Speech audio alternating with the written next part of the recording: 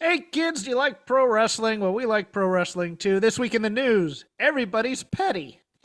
The lazy river of wrestling criticism, Cope and Christian back together. And in Vader Club this week, the go home for Superbrawl 1992, Rick Rude, Bobby Eaton, Arn Anderson, and Larry Zybysko versus Sting, Dustin Rhodes, Barry Windham, and Ricky Steamboat in what was a hoot. This is Shake Them Ropes. I am Jeff Hawkins. He is Chris Novembrino. Quick health update. I had my first cystoscopy in 2 years where I didn't end up in anaphylaxis. Hooray! Cancer has not returned yet either. I'm recovering. I'm happy. Let's move on. Hi, Chris. Hey, Jeff. It's been a now stressful beginning. week. I'm now beginning my medical journey. I have an AC separation, and I've been fighting with the insurance company. I'll spare everyone the gruesome details of the absurdity of like getting this MRI. Basically, I'm currently stuck trying to get an MRI on this shoulder to confirm what me and my doctors already know, which is that this has got to be like a grade 3 AC separation, and physical therapy is not going to do anything for it. I'm on the phone like, dude, right now it's just like I get up every morning and I am checking to see if there's any doctors or insurancy sort of thing that I need to call or do to move the day along, because it's just like it's uncomfortable. I've got a compression sleeve to help stabilize my shoulder coming. I did a steroid shot. It's helping. Not enough. It's getting worse every time I'm gigging. Make sure to come out and see an Elevated Roots gig, by the way, people, because once I finally get this thing fixed up, I'm not going to be playing for a minute. So it'd be nice if you'd come out now if you're in the Albuquerque area. Just saying. Throw some money in his way for the surgery and whatnot. Mm-hmm. We do have a tip jar. It's a good way to support a local musician who's playing his ass off on a bad shoulder. It's a nifty thing to do for a guy who still tries to put on a damn good show, despite being in pain right after. As I said in the intro, everybody's being petty because we have started to increase the booking on the same day of events. So Forbidden Door is in a week. Heatwave NXT will be on the same day, but not up directly against it, it appears. WWE has planned for an yet as unnamed PLE in September on the same day as All Out, presumably to have the John Cena versus Brock Lesnar match. Head-to-head, in the first time where the main roster will go up against an AEW pay-per-view. And then, of course, AEW will be moving to Tuesday in October, I think, for a Battle of the Belts to go head-to-head against NXT. Add into this a nice little caveat. WWE has an option for a certain length of time to buy TNA, and they don't know if they've worked out any sort of deal, but it's kind of like how they did with the European promotions back in the day when they offered to put them on the WWE network. There's also a rumor that just got floated yesterday that one Lorenzo Fertitta, late of owning the UFC before it sailed to TKO, might be interested in purchasing TNA, presumably, possibly to avoid conflicts of interest with either TKO or one Vince McMahon, possibly as a holding for somebody in that company, perhaps Vince McMahon. We don't know, but yeah, so if you like wrestling from 2011, or Cope and Christian versus FTR going up against John Cena and Brock Lesnar. Hey, how about that? Boy. Boy. Hey, wrestling's never been hotter, Jeff. Oh, I just remember when this week is really because they both stunk coming out of like SummerSlam and All In, like in terms of the stories that we're getting right now. Everybody asks, all the time, because it's such a fallacy because of the Attitude Era, that the competition was what made it good for business and it made each other creatively snap a bit. I'm here to tell you, it was just that both groups had pretty deep roster of talent that was somewhat talented. And, and wrestling was popular. Now it's both companies have about 10 hours of wrestling a week. And man, it's the Golden Corral buffet, man. It is a lot of food and it's there. I'm like, okay, great. Here's the other thing. AEW and WWE, while there are concentric circles of fandom, okay. But I don't think one necessarily will pull from the other unless you are a completist in wrestling, companies. And I don't think there's anything you can do with TNA because the rumor is, TNA may go on the CW to go up head to head against AEW to try and draw viewers from there, or Peacock, or just something to help ruffle the feathers a little bit about AEW. And TNA has had about 90 to 100,000 fans watching its show forever. There's not a talent alive. And you can see, I think eventually if that happens, it's going to be one of these things where there's a draft between NXT and TNA. Right. But I don't think it feels like it's almost like a brand split. Like NXT and A are sort of like where we're going ultimately. Yeah, I don't see like main roster stars, at least not the A-list stars, ever going over to those shows because nobody wants the narrative that AEW, which has, about 700,000, maybe 600,000, and then a couple 100,000 on Max. They don't want that narrative that they got beat.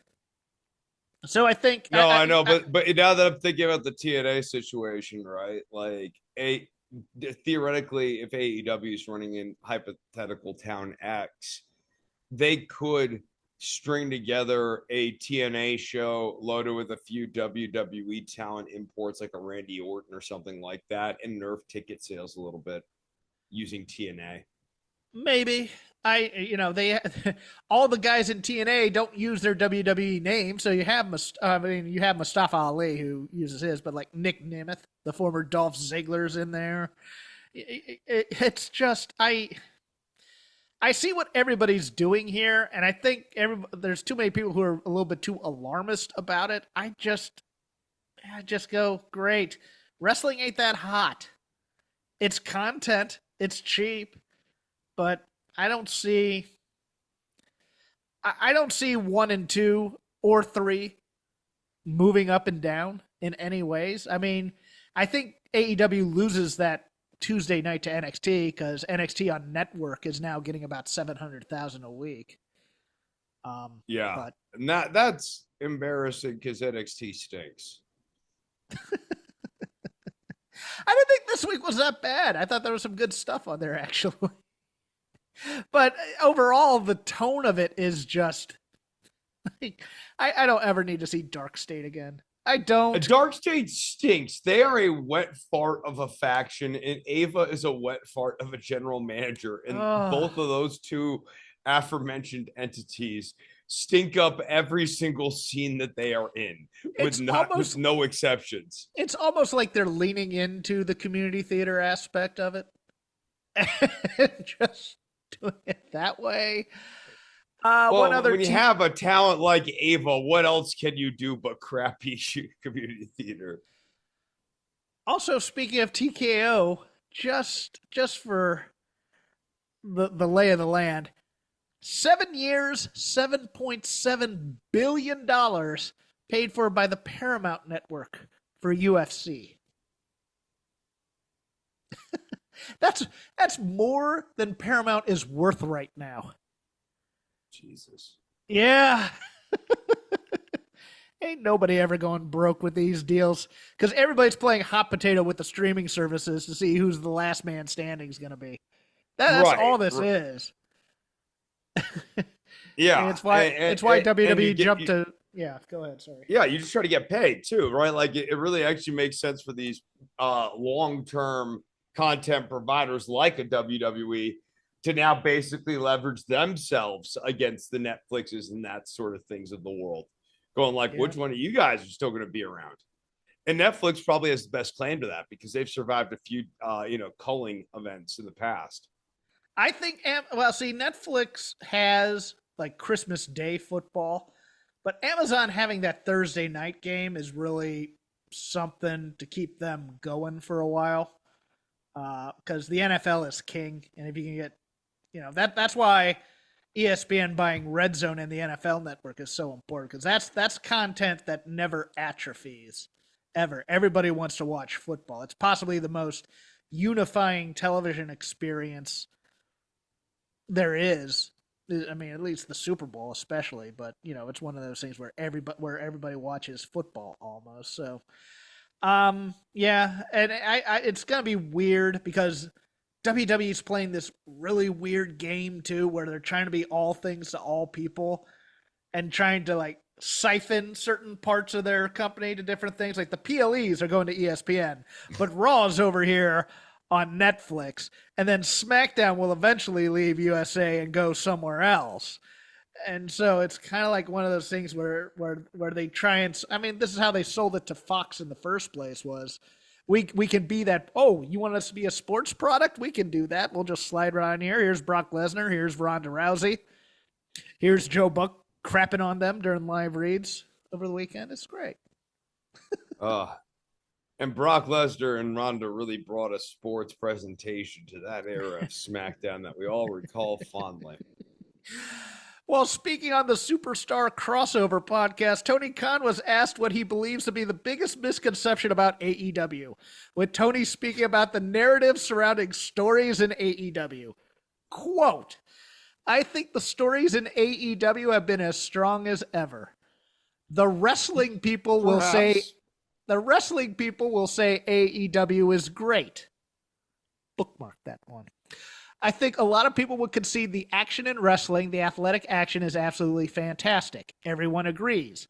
And also, if you haven't seen the show lately, or if you're just listening to a false narrative, and you can tell me honestly whether you agree with this or not, Josh, I think the stories in AEW have been fantastic this year, and we've been taking a long time about some of the great stories in AEW, or we've been talking a long time about some of this.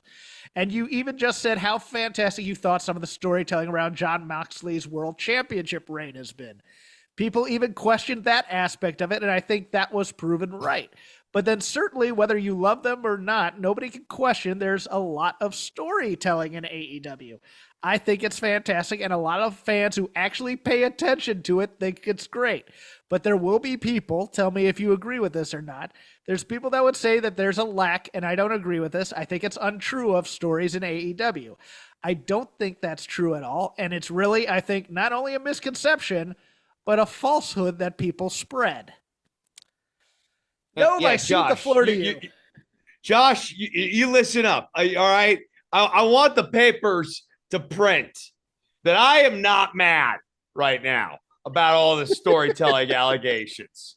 That there are people who are saying nasty and scurrilous things about the storytelling, Josh. And I want you to print. I am not mad. Thank you, Drill. I am calm. Yeah. No, I like that's all I can hear as I'm reading this quote to me. That, and obviously this guy listens to a lot of detracting podcasts on a regular basis. And it's like he's a hate listener. Not necessarily of this show, perhaps, but certainly of other podcasts. And he has ones that he listens to that hates him, whether it's Cornette. We know that definitely was an issue for him several years ago, at least, or others. He takes all those criticisms to heart, and you can even hear it in the phrasing and phraseology that he was kind of busting out to Josh, defending the storytelling, specifically highlighting the parts that are really weak. Like, a lot of people, some people might say the Jon Moxley thing meandered, didn't really have a story, and was boring and bad. But if you really watched it, I love that too. If you really watched it, like I'm showing my album to somebody and they're like, I don't really like this, Chris. And I scream at them that they're not really listening to it. What Are is you? that? Well, Chris, like, I'll ask you this question: why is Marina Shafir in the Death Riders? What does she want out of right, this? right. Yeah, I mean, if this is good storytelling and we've done this up the wazoo, but I'm happy to do the whole exercise, especially, when the more you build straw mans, the more you sort of like provoke me into like doing the whole exercise again, where it's like, we can go character by character and talk about either a lack of progression, like a Pac or a Claudio, lack of general motivation, like a Marina Shafir, or like a lack of development, like a Wheeler Yuta. He just got turned into random emo scrub guy X. And then Moxley, you introduce a plot device of putting the belt into a briefcase, and that meant nothing. That was sort of the whole arc of the story, and it meant nothing. In the end, we just opened the briefcase, and there the belt was. Here's how I'm going to parse this, because I think there's two sections of this, and one part is Tony conflating something. I think he listens to Dave and Brian review Dynamite, and he probably listens to John Pollock and Wei Ting. Those are probably the two podcasts he really listens to who critique his work. And Brian will critique the hell out of something that doesn't make sense. He will just, this doesn't make sense. It's not very good. I'm not going to wait to see it play out, whatever. And Dave will come in and go, no. I think, look, if you really remember this, and this, then it's a really good story type thing. Now, the other thing he's doing is he's conflating booking being logical in matches with good storytelling. Like, for example, in a tag match, if somebody pins the world champion before the big pay-per-view, yes, that's logical booking. It's not necessarily great storytelling. I think that's the other thing, because, like, Dave puts that part over huge in terms of, I thought it was logical, and I thought the match was pretty good. So that's good storytelling. Whatever. I think the storytelling is lacking. I think there's a lack of heat, and I think there's way too many. Well, I think logic alone is not enough to make a story, right? Correct. Correct. There needs to be emotion. In your impression of Dave Meltzer here, which I felt like is a very accurate impression, it's like, oh, the match was logical, the wrestling was good. And like there's like a head nodding, like, therefore it was good. And when someone goes, that's not enough for me, pal, there are people I think who are still not getting that there's more to telling a good story, whether we're talking about wrestling or anything else, and just having the story make sense. It's got to make you feel something. It's got to be interesting and novel, maybe a twist on the familiar, taking, a familiar sort of storytelling element and doing something different with it. I mean, there's any number of things that make for a good story. Just having, the sun comes up, John walked to the store, and as he was walking home, the sun was setting. And then he got home and he pulled out the milk and he drank directly from the container. That's a story. It's logical, but that's not enough to be a good story. And party matches aren't going to get it done because they're party matches. Right. They're just there to do a bunch of moves and stuff. And it's like, oh no, they're setting up this feud between Brodito and whoever because they're both on opposite sides. And you see he hit him. So therefore, it's like, no, dude. How does Brodito feel about all this? What is their narrative arc within this tournament, et cetera, et cetera? We never get that because we're too busy. Let's go to the ring and watch them do their stuff. That, okay, we're going to watch Brody King dive on people every week. Yeah, we don't see characterization on the Brodito tag team. Like, just to name one here, like a lot on Dynamite. Maybe they do that on one of the other unneeded satellite shows. But like on Dynamite, Brodito just shows up there and I'm supposed to accept them as a premise. Like a formidable Wahoo McDaniel level presence on my screen with no, no exposition. Yeah, I mean, and Wahoo had an aura that Brody King does not yet have, although he has fans who go, "Oh, cool! Look, he's big and he can dive." It's like, okay, great. He's been doing the same gimmick since House of Black. You know, I mean, it does. In a way, it's a very revealing quote because it gets into him not knowing what he doesn't know. And we can see that sort of fourth quadrant of the unknown unknowns for Tony Khan. He is kind of missing this bigger picture about what makes a good story because he just likes playing with the GI Joes in his Connects ring. Yeah, wouldn't it be great to have? Yeah, no, that's exactly what it is. That's perfect, as a matter of fact. Microman, La Hiedra, La Parca, Fabi Apache, Nino Hamburguesa, Messias, and Lady Flammer have signed WWE contracts for AAA and are already being merchandised. Triple Mania this weekend, Chris. Your girl Lola Vice is in a multi-person tag on that thing, too. Should be kind of fun. If she does that whole "I'm a Latina" and starts dancing thing, she gets over in AAA. So, I like for her. I like these AAA opportunities because NXT's kind of turned into mid-card hell for so many people, and like this at least gives her an opportunity to maybe once again show management that like she's obviously a demographic home run with the right crowd. So you just got to put her in front of the right audience, the right gimmick, and she's over like Rover every time. Never say that I never teed anything up for you, Chris. WWE submitted new trademark filings this week for Ridge Holland, WWE Thunderdome, and Slapjack. He's coming back? I don't know if it's Shane Haste is coming back. Ridge Holland might be becoming Slapjack. You never know. Oh, I don't see. Okay. I don't think the Thunderdome's coming back. I think they're just doing it to keep the trademarks, but we'll see. Right. But, you know, this is interesting. I think the Slapjack character is such a strong gimmick that, whoa, Shane Haste certainly loved him in the mask, of course. I would be very interested to see someone else assume this role, kind of like a Doctor Who sort of thing. Maybe every so often, every generation needs a different Slapjack. Would you be as big of a fan of somebody else in the Slapjack uniform? Because you have said yourself you are not a fan of Shane Haste, but you are a fan of Slapjack.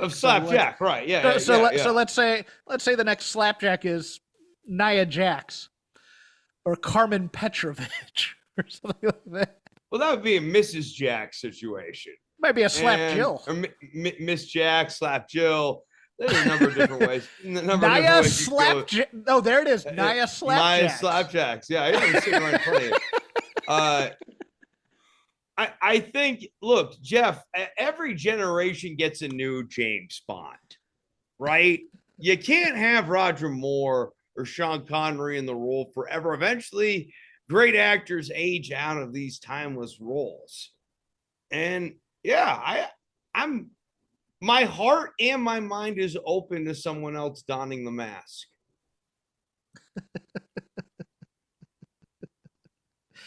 Oh, the possibilities are endless, aren't they? Okay, I mean, you know, if Ludwig Kaiser, after he gets done being America, Ludwig Kaiser if he's goes looking for something to do. No, I got it. Ludwig Kaiser goes on a run of various masked people. In WWE, we get Max Moon, we get we get the Killer Bees.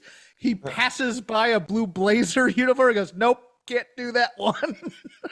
Fantasio, he could be Fantasio. I'm trying to think of Captain Canada or whatever the one Miz did when he got fired that one time. He could do a little Chainsaw Charlie. Chainsaw Charlie would be a good one. Yeah, sure. He could do Mankind. That'd be. It would be fun. It would be fun if he just assumed every just like sub mid card masked gimmick. And I would not. WWE had. And the moment he gets that gimmick, he shouldn't answer his phone when the next cuts come up because who's next? No joke. No, he's done at that point. But yeah, no, and he's a very good wrestler. He's actually quite good as El Gran Americano. Yeah, he's so good. Dude, I like, his adaptation of his match style and his offensive style, because we've now seen him early Imperium in NXT, but pre-Imperium where he had one sort of match style. In Imperium, it's a little less overtly arrogant or whatever, but it's still a little bit of that. And then like now as like El Gran Americano, he's like doing lucha style stuff well. Like he's a very gifted talent. Comings and goings re-signed to AEW. The Gates of Agony, Kyle Fletcher, and Hook has signed a new deal with AEW. Okay. Gone from WWE officially, Ashanti the Adonis wrote that he is officially gone. But also, Karrion Kross and Scarlett were moved to the alumni section of the roster. But, and there's always this but with that kind of tone, some think it's a very elaborate work of some kind while he's on this book tour. He might appear in other places to keep up the notion that he's in quote unquote negotiation with WWE, trying to get the Karrion Kross chance to continue on Raw and whatnot. And Dave, being Captain Obvious, says, well, if he signs to AEW, you know it's real. Never let him do that. I like Karrion Kross and Scarlett. As mouthpieces, I don't necessarily need Karrion Kross in the ring. And it's not that he's bad in the ring. Is Karrion great in the ring? Yeah, he's okay. He could be good in a tag team. Like, I'd love him to be to get signed by AEW and be the spokesperson for LFI. Like Roosh and the Beast Mortos and Karrion Kross. That would be a decent crew to me.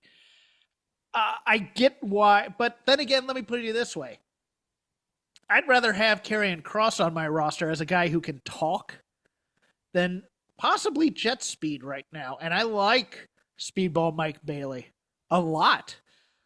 But who do you have more value in terms of your product? A great wrestler who doesn't have any personality and is small and can fly and whatnot? Or a guy who can talk and at least makes things interesting for your mid-card? Yeah, I mean, but then it gets back to what is good storytelling, Jeff. And if all it is logic and then great wrestling, then you obviously prioritize a Mike Bailey over a Karrion Kross. Heyman compared Karrion Kross to Stone Cold Steve Austin. I went, that's a little over the top. We said this with Ariel Helwani, and that's also where you kind of go, hold on. This might be an elaborate work of some kinds. I compare his presence to like Diamond Dallas Page. Yeah. I like maybe bringing back Kross and Scarlett as like a Page Kimberly tweenery sort of thing might be interesting. I mean, he has that kind of same cadence as DDP a little bit, kind of has the same Jersey accent there. It really reminds it and I liked the Sammy story. It just didn't go anywhere for a number of weeks. It's just, I'm going to make you do this. And then you had the match stipulation and nobody adhered to the stipulation after the match. It was just the match is over. That's it. Goodbye. Nobody said anything. Nobody said you were right all on. They just dropped it, which it's like, okay, great. I can go either way. I just find the people who go on the internet and are like, I don't want AEW to sign Karrion Kross. He can't wrestle. Just like, dude, oh my God. This show needs personality right now, and he has it. I would take him in a minute, but that's me. And I'd figure out how to use him. Yeah, I think he's been underutilized. If I never saw him wrestle again, I'm okay. I was there in Dallas the night Jeff Hardy pinned Karrion Kross. I saw it. Was this that was on a Monday Night Raw. They had like Hardy yeah. versus Karrion Kross. Oh, that's right. Oh my God, I had forgotten all about that. Yeah, like in short time too. It was like that was when Vince was in charge, and he didn't like Karrion Kross, or didn't get it. And I think he wanted to basically push Scarlett as something and get in between those two. Noticeably, I remember when I saw that NXT entrance, the Fallen Prey with the bird, and she's kind of singing as the harbinger of Karrion Kross coming down. Then he comes in and does that. I go, you put that on a WrestleMania stage, it gets over. And oh yeah, I thought it would, but maybe it did. Maybe it was just too hokey. Maybe we're. I'm probably Undertaker went, you can't do Supernatural, brother. That's my gimmick. It's like, all right, dude. Well, it was like kind of non-committal too. Like the TikTok thing. It didn't necessarily add up to a full character. Like they didn't know what they wanted with him. They either wanted him to be an MMA guy or spooky guy or crazy guy or guy with like somewhat Sean O'Hare. I mean, it to me, I feel like it worked. The gimmick or the assemblage of parts that maybe works the best is Sean O'Hare with a bit of a clairvoyant streak. So like he is able to predict the future to some extent, but also uses that ability to manipulate people to get the worst out of them. Like I think that there's something there with that. Agreed. Let's head to the lazy river of wrestling criticism, whatever we watched, where we had time for. Let me give kudos to an actual logical promo. And that is one Los Angeles Night, LA Knight. That promo on Raw, I was watching that going, he's exactly right about everything he's saying right now. He was the last one to beat Seth Rollins. CM Punk ruined his title match to get him DQ'd. And now, hey, I'm gonna make the call. You're gonna be my partner. Like, it's not really animus, but there's still a little tinge of, hey, you need to get behind me before you get your next shot, buddy boy. Sure, you got screwed, but I haven't. And I liked hey, I haven't gotten the world title yet. I'd like a turn with it before you get it, kind of a thing. I was watching this, and I was like, man, I think they finally got a handle on this character a little bit. Give him a little bit more of a chip. Give him CM Punk without being totally anti-authoritarian or going off the rails or what. Punk has that moment where he's going to go off script or something. LA Knight, not so much, but that said, I do hate this four-way because it's three baby faces versus a heel, and it makes no damn sense that the heel wins. Well, yeah, I mean, looking at kind of historical booking patterns, I've read this LA Knight stuff as the setup for him to turn heel during this match. Oh, really? Like that's how we're getting LA Knight out of the shuffle here. Huh? Because I see him being in War Games with this team. Maybe he turns then as kind of the anti thing. You remember when he was in NXT when they did the War Games where it was the old school guys versus the new blood type thing, and all of a sudden LA Knight's on this team, and you're like, isn't he a heel? And then it's kind of like he cuts this promo, and you go, okay, maybe you can trust him or whatever. I think he kind of is going to do the lone wolf thing and then maybe turn heel during War Games, possibly. Possibly, but I don't. I mean, I see this setup here against Rollins just further heightening the tensions between him and Punk and Uso. Yeah, same. And there is going to be, they can't coexist. And then it becomes, then they lose their babyface shine amongst the three of them because they're all squabbling amongst themselves. Yeah.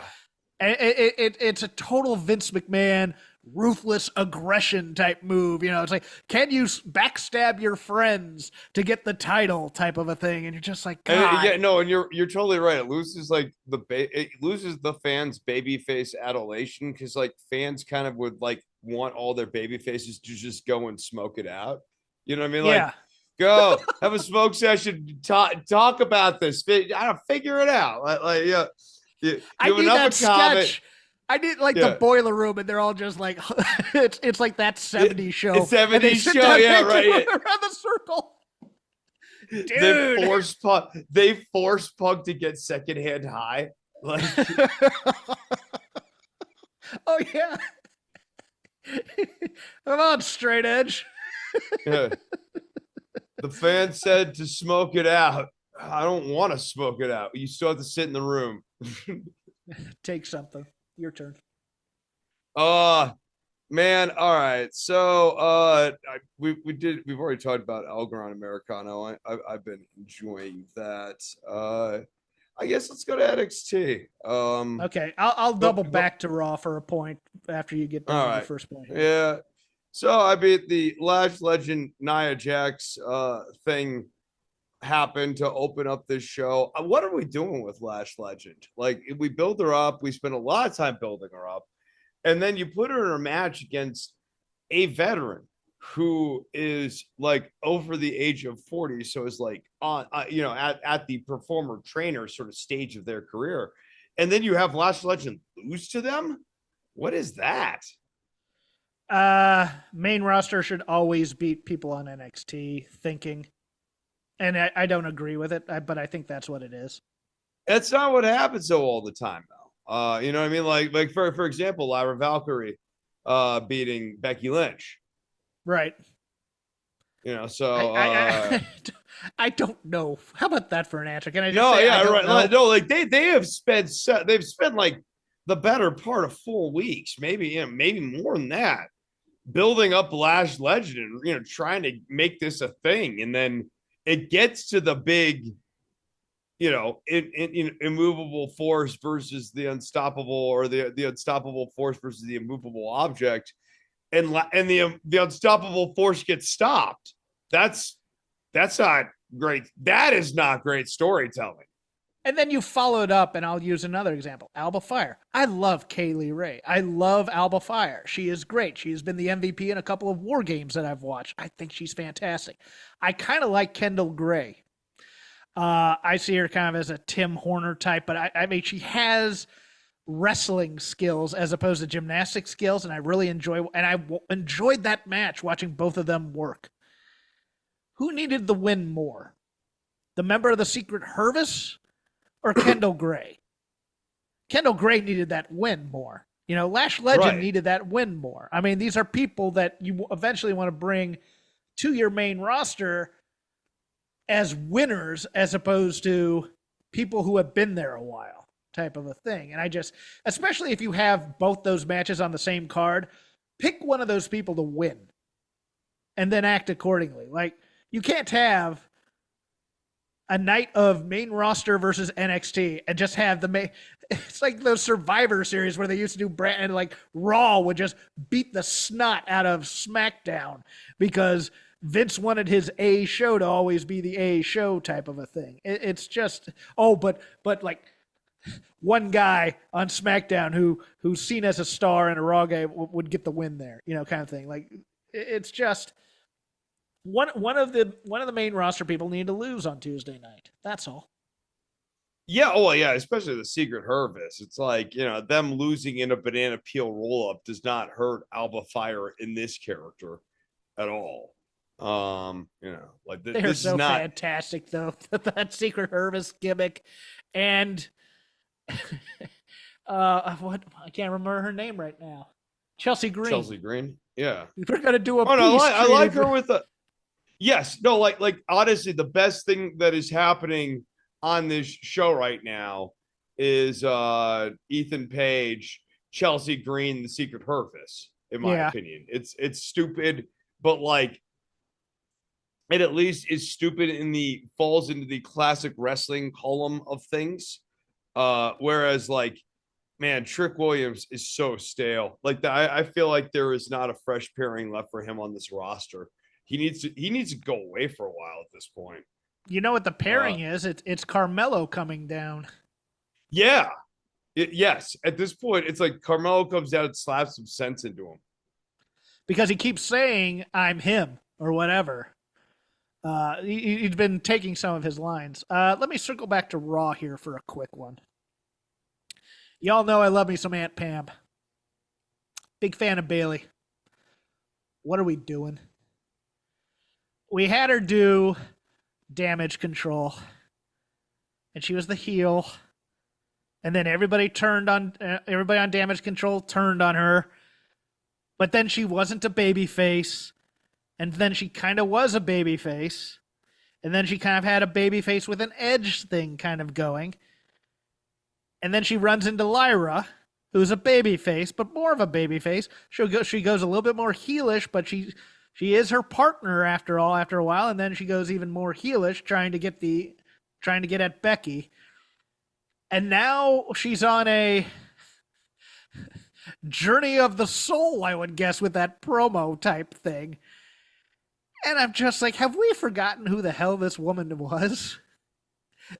when she was the most pure baby face we ever had on the NXT roster. And then we bring her up to lose to Alexa Bliss and a kendo stick. I don't see. So we're going to turn her dark and evil, and maybe, I don't know, Wyatt Six her or something like that. The Dark Bailey story has already been told. It was told when she was a role model, for the most part. Right. That was, yeah. That was. I mean, like they're still just coming out of that at this point. Right. It's like they forget. They look at her and they have no idea, I think, what to do with her, because it's like, well, we have other people we want to push. We kind of have a congested mid-card, too, with people that are on the ascent and people we don't necessarily want to lower. And I don't know, man. I'm a little frustrated by it, because I think she is still bell to bell one of the best performers they have. No disrespect to like Io or Asuka, which is a feud I am here for, but I have no idea what they're going to do with her other than repackage her yet again. And then the moment she does that heel laugh, it's done, because it's such a great laugh. I hate it so much. But no, yeah, that's all I have to say. I just had to get a little bit of venting out about that. It's your turn, sir. Yeah, no, and I mean, like, just as I'm looking just through the Raw results generally, Io's doing some nice work right now. It's not that there's no good stuff on here. I honest for what it is. Dominic and El Grande Americano actually make for a very entertaining tag team. Yes. Like you actually have two pretty talented guys who are doing really good character work. And like that whole thing with the faceplate was stupid, but entertainingly stupid. At least it was the right kind of stupid. It was the unrepentant stupidity, which is good for wrestling. Yeah, no, I and like underneath all the stupidity, El Grande Americano is actually using really good fundamentals and stuff to keep up the illusion of being some sort of luchador of some sort. Then I guess now we move over to AEW Dynamite. Well, let me give one more note on because I did want to circle back a second time, but I really liked that JC and Fallon tag team. I did. I think JC's doing much better work as a double champ than she was as a single champ. Fallon has found some gear in here before the eventual breakup, but that match was a lot of fun. I think the TNA experience has been overall a positive for JC Jane working against like Masha Slamovich, et cetera, et cetera. That's why I think it's eventually going to become a brand split type thing where we just start sending young kids over to TNA, sending veterans over to NXT, and just kind of letting the main roster go. Who do we like out of this, and who do we want to bring up to our country club here, sir? It's a shame because right now JC's the only good in the sense of results in entertaining wrestling feuds champion on this roster. Hank and Tank are just two dudes with the belt. Like I find their act to be just they're annoying guys in the company t-shirt. Like they are the two guys who work for Progressive Insurance who wear the Progressive Insurance shirts all the time, like the company picnics. Like even on their day off, they need to remind you that we're all employees of this company. That's Hank and Tank's energy. The main event picture with Oba Femi, it's not really Oba's fault. They have just booked him into absolute boredom. It's just oblivion in the sense of he doesn't really have a character. there's always weird character stuff happening around him. A lot of times it's centered around Trick Williams, but then also like the other people he's fighting are not necessarily doing anything for him. Like, beating Joe Hendry getting beaten by Obafemi doesn't do a whole hell of a lot for Obafemi, actually.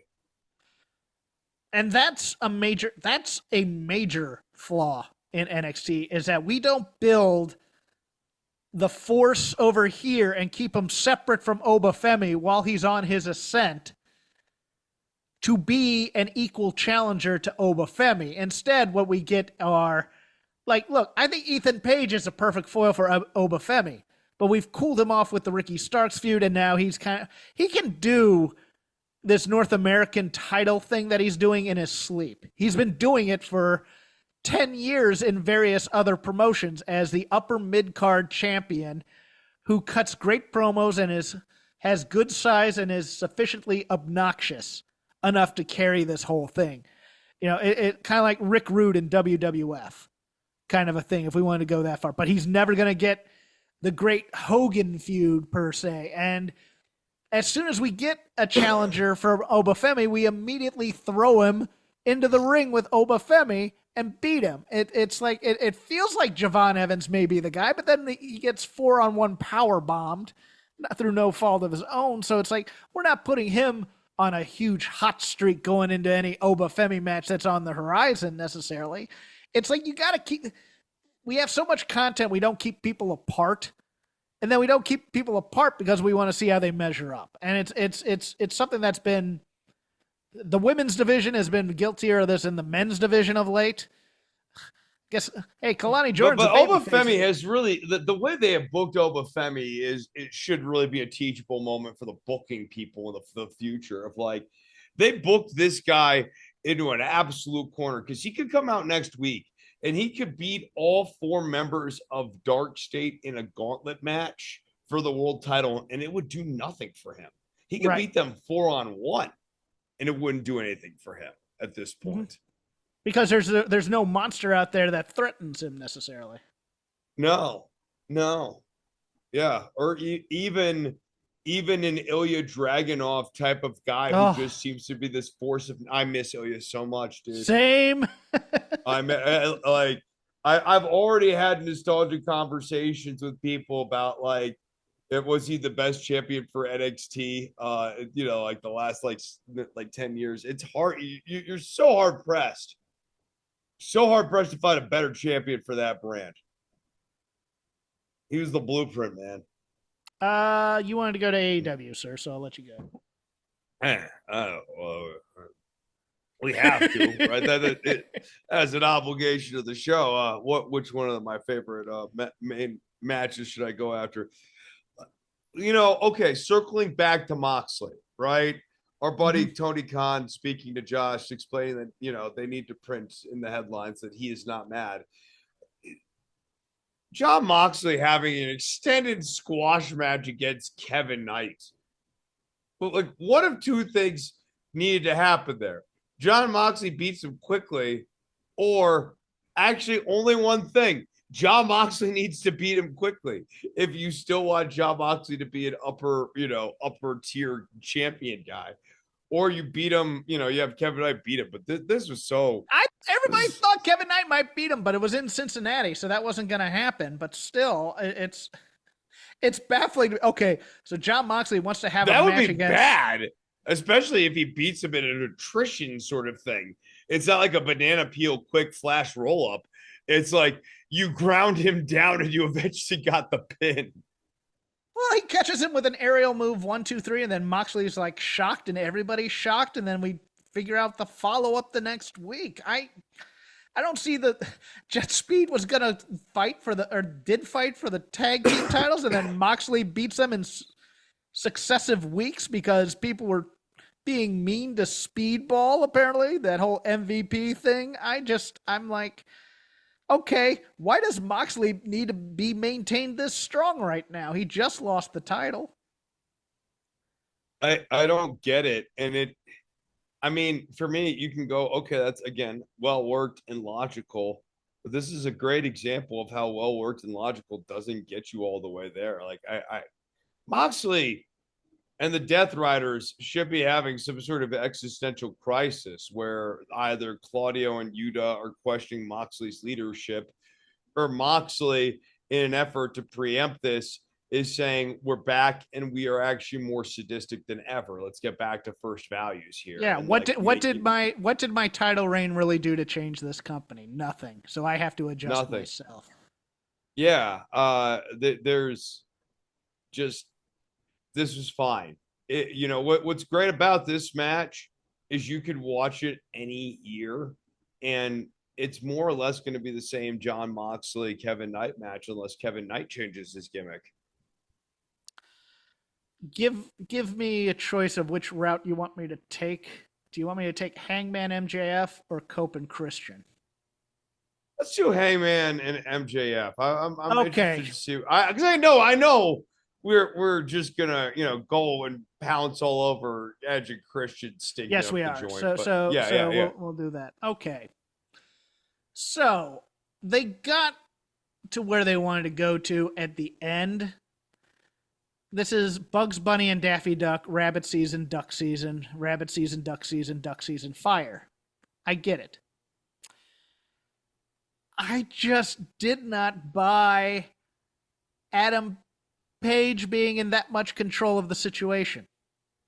It didn't feel like he was toying with MJF at all. It felt like it was almost like Hangman's doing the Rage Monkey emo bit while still trying to get Max to sign, as opposed to going, Max, the only way you're going to get this. When, in fact, we didn't play upon anything from the ending of that match last week with Mark Briscoe's leg on the rope. And right. MJF still getting the pin. Dude, and all these other things. The leg on the rope. Exactly. And oh my God. And we started it with the trope that you've pointed out to me has become the most common and hack thing. You're not really this isn't really you. Or I want the real you. When he called MJF like the B movie villain. Can monologue we call this the Pinocchio promo? Like, I want you to be a real boy. It's like kind of a thing. It was just like it got there. I just didn't like the way it got there. I'm not seeing it, and I don't necessarily know if I wanted Hangman to be Bugs Bunny here. No, because I think it makes MJF look really stupid, right? Like, and this is actually, when we talk about how power is laid out here in this company, I guess if you shut your brain off and you believe watching this scene that the world champion of the company has so much stroke in whatever in this particular promotion that they can dictate who does and does not get championship matches against them ever. Okay, maybe you can go there with go there in this Adam Page scene, but like, there's clearly a beat missing here, which has to be, why would MJF not have the ability to get a title match through conventional means? And I think this is entirely possible. You could have him do a beat up Tony Khan angle. You could have some other match that he lost 6 months ago that prohibits him from getting in title content. So, you could do something on that, but you've got to explain that in order to make MJF not look stupid when he is just believing hook, line, and sinker that the only way he can ever get a match for the title is by giving up his get out of jail free card. Like, basically give up his instant rematch pass. If Mark Briscoe had won that match, he would have gotten a title shot. So why isn't MJF in line for a title shot necessarily? He's won. Well, yeah, but like, there just needs to be something to explain what precludes MJF from being able to be in conventional title contention. And they've never bothered to explain this. And I'll be honest, this, even in the world of wrestling where you can make your own props and everything, this is kind of a hard prop to come up with. I'm trying to think of like what would be the best mechanism that precludes your thought process. The title. Yeah, your thought process. The problem with it is everything that you would think would be conventionally would be something a heel would do to a baby face. Right. Like, so it'd have to be something I'm playing MJF politics. did. Yeah, I'm playing politics in the back office. What if he beat MJF up like Tony Schiavone? I mean, 6 months ago, he beat up Tony Schiavone, and that was considered such an incorrigible act that Tony Khan issued an edict that MJF can't challenge for 12 months.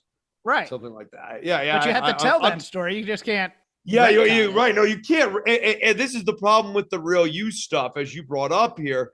The Real You promo is AEW. It's not just AEW, but it's definitely AEW's preferred way of setting up a retcon. That some of this other gimmick work we've been doing in the recent 6 to 8 weeks is kind of not exactly gaining the traction we would like. So we need you to get back to fundamentals. So the fact that they went back to a Real You promo doesn't help either. So it's fine. But then I go back to Hangman versus MJF is a feud we have already seen. And now with this setup, Hangman's just in the power position, right? Like, why would Hangman even feel the need to come out and do promos with MJF now? Yeah, he should be doing promos, but inset promos are like with Alicia or whoever. Do the standard TBS 605 promo at the desk. It's my honor as the world champion of AEW to be representing this company. And MJF, you want a shot, whatever. Just cutting the promo as opposed to having this. This is why I hate a lot of modern wrestling is nobody cuts promos in a vacuum. They all have to be face to face in a ring, in an arena, with people yelling what in between each thing and guys reacting or people interrupting or whatever. And nobody ever gets over because nobody ever finishes the promo that they're supposed to be cutting. And it's driving me a little nuts, to be honest with you. No, I mean, honestly, a lot of talent today has not demonstrated a command of the ability to do the dramatic 5-minute monologue style promo. Where it's just you, the camera, and you give me something real. 90 seconds. That's all they need. Give me a real acting. Yeah. Give me some real acting here. And then obviously the 60 and 90 iterations of that as well. I have a quick hit before we get to Cope and Christian. So your best pound for pound against Kyle Fletcher after him already. I mean, look, I watched the match from Collision versus Tomohiro Ishii. It was very, very good. 5'8" Hiromu Takahashi versus 6'5", 6'6" Kyle Fletcher, and that's who the legions of New Japan bring out for their warrior against best pound for pound against Kyle Fletcher for Worlds Collide. Okay. Yeah. I mean the multi-man party match. All the Young Bucks like post All In Fallout has just done kind of nothing for me. Like they're not. There's no character there. There's nothing. Moxley should be beating their ass for all this comedy stuff that they're doing right now. Right. If anything, yeah, like the thing that should actually be kind of happening is an implosion of the heels, which would be a very interesting dynamic to do on a show and kind of a style of weekly TV we haven't seen in a minute, where we see like all the heel factions kind of go to war against each other because they all lost big at the last pay-per-view and none of them are happy right now. I mean that would be frankly more stimulating than what we're getting. And then obviously we got Adam Copeland and Big Stoke here in our main event. Look, Stokes giving us some great promos along the way here. I enjoy him as a character. FTR have settled into what they are. They are what they are, and I like what they are just fine. But this Edge and Christian part of the puzzle, God. Cope has the worst creative instincts. And I've been saying this since he was in WWE. He has creative instincts that he needs somebody to say, let's see if we can make that better and fix it. Because, okay, so we get Stokely doing the 2 spears and just killing himself. Funny. But then Copeland goes out to the audience and he starts interviewing the audience and basically healing on Stoke, about being But then bald. that fell apart on him. That was my favorite Yes, part. well, Would he anyone looks have at sex with this man? And then someone's like, yeah, actually, I probably would. Yeah, he's all right.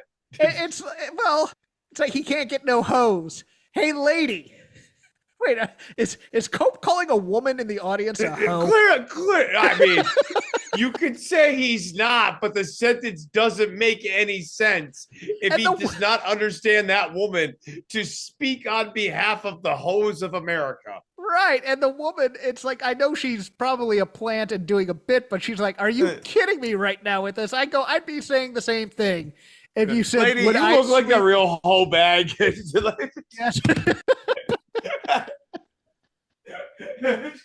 And then he goes back in the ring for a cheap DQ with powder thrown in his face as opposed to actually beating Stokely. And it's like, right, which is effectively a victory for Stokely here, because Copeland only didn't win the match outright because he was arrogantly toying with the man. Well, not just that. FTR never really broke the restraining order before he attacked them. They came to the ring. And there were no, and Cope timed it to dive to the outside of the ring when Cash Wheeler got there, or maybe it was Dax. I forget who got there first, but it's just like, none of this makes sense. And then Christian comes down with Spike to save the day. One of the dumbest props ever made in professional wrestling. It's up there with Triple H's sledgehammer. I hate Triple H's sledgehammer, and I hate Spike. I hate them both. This was done for whatever Abyss's equivalent was in TNA, and so Edge decided creative licensing. I'm going to steal this for myself. I think that's how the order went, but still, at the same time, it's like, okay. So then he hands Spike to Cope, knowing that he can trust him. Cope does the hug, but now Christian isn't reciprocating. And so we're going to do the Sting Luger dynamic type of thing, I think, where Christian hasn't fully bought in when all we want to see is him to buy in. And I think he's going to continue this stubborn streak until Christian turns on Cope again. Oh, God. I really want Toronto to kind of be their retirement match. Not that I don't like both guys, but it's just time, guys. It's time to go away, kind of a thing. It's a shame because it's like, I like both of them, and I actually think both of them have tread left on the tires as a tag team. But it's so clear that this AEW stop was ultimately not it might have, you could debate it more with Christian, I suppose, but boy, it just has not really been much of anything at all for Edge. It has been an absolute waste of his time and the tread on his tires, which is wearing down. Yeah. And it's too quick. They're rushing this to get to the Kip Sabian, Nick Wayne match. Whereas just bypass that match, do it on a random Collision or Dynamite down the road, on the road to All Out, and we'll be fine. But we still had weeks where we had to get Christian and Cope kind of talking to each other and kind of vibing with each other, and instead it's going to be, they're going to do it in the ring. They're going to figure out it's just like old times, and here comes Tony going, see, that was great storytelling because I did it through the match as opposed to actual angles and world building and whatnot. I'm going to go, no! You forced them together real quick, and now it feels contrived. I'm done, man. It feels contrived, and like Christian's character is really just his outfit cut. Mm-hmm. Like, it's not even a character anymore. It's just the way he dresses. It's just his aura coming out and being a jerk. Yeah. He comes out there. Yeah, he like comes off and Aura Farms being a really big jerk, has it like that certain cut of clothes, like that London style of cut that makes you kind of look like an asshole. He sells the part really nicely, but it's not a character. It's just it's just a look. It would be it is to being a character what logic and like good fundamentals are to a good wrestling match, which is part of, but like necessary but not sufficient for the condition. Let's go to Vader Club for a party match from 1992 that I loved. Rick Rude, Bobby Eaton, Arn Anderson, and Larry Zybysko versus Sting, Dustin Rhodes, Barry Windham, and Ricky Steamboat. And when I say this is exactly what you think it would be, everybody playing the hits, it was everybody playing the hits, man. Bobby Eaton feeding, Arn Anderson being that grizzled smart guy where he's like, I'm not going in, I'm going to point to my head and get heat. Larry Zybysko whining, taking powders, complaining about baby faces. I know Joe Lanza doesn't like Larry Zybysko. I love Larry Zybysko. He is such a perfect brat. Yes. Yeah, I think I like his the character is a very simple one, which is he's a second generation wrestler who's a brat. I like that. I like that. Oh, go ahead. I like the whole like when Zybysko turned heel the first time. It was basically that he was supposed to be the super successful, second generation guy, and he came up a little bit short and broke him. I like that. Yeah. Simple. Dustin Rhodes had some stuff in this match that I adored. There's a thing with Eaton where he's doing like an arm, like a hammerlock or something. He turns into an arm lock, does a flips over Bobby or something like that. That's a move. I go, my God, this guy can move. And then he did the spot where he does the head scissors on, I think it's Zybysko, and Arn Anderson's on the outside and just yanks his head down across the top rope. It was such an Arn Anderson Dangerous Alliance type move. Paulie looking svelte in the suit and the giant phone. Some horrid commentary on this match because it's Jim Ross and the tailor-made man Terry Taylor. And Terry Taylor is abysmal in this, but you get Sting being Sting. You get Barry hitting the ropes like a G, for his stuff. And of course, Ricky Steamboat, when he comes in for the hot tag, chops, going up to the top rope, doing the cross body thing. Speedball Mike Bailey, watch some Ricky Steamboat and figure out what he has that you don't. And of course, Rude being the alpha heel, just kind of being the ring general, but also taking turns getting his ass beat by the baby faces. A fun go-home match. I love Rude selling, right? Like it's like Rude will go from making his offense look really stiff and mean looking to when he takes some offense, it's death. I like the dichotomy between the way he delivers offense and the way he takes offense is one of my favorites of anybody. Now we've discussed this because in the course of the WCW run, he of course was given especially in 92 before he retired, he was or not 92, but in that, when they were building the Vader feud and the Flair feud, they gave him that tough guy, tough heel credibility. Do you forgive the cartoonishness of when he takes a Manhattan drop or an atomic drop, where it's just the cartoonish overselling of getting hit in the genitals? Yes, because I think that there's a fan psychology thing here where it is, what do the fans want out of watching a Rick Rude match, which is seeing a guy who all of their women are drooling over get embarrassed and be put into an embarrassed and humiliating situations. Like Rude comes out, the girls scream for him, including maybe even your girlfriend. And then all of a sudden in the match, he takes, one shot to the balls and he's running around in like the parlance of the 1980s, like an Nancy boy. Oh, he's not such a big man now, is he, hon? See, honey, he's not so big now. Yeah, we're still going home together, right? That sort of situation.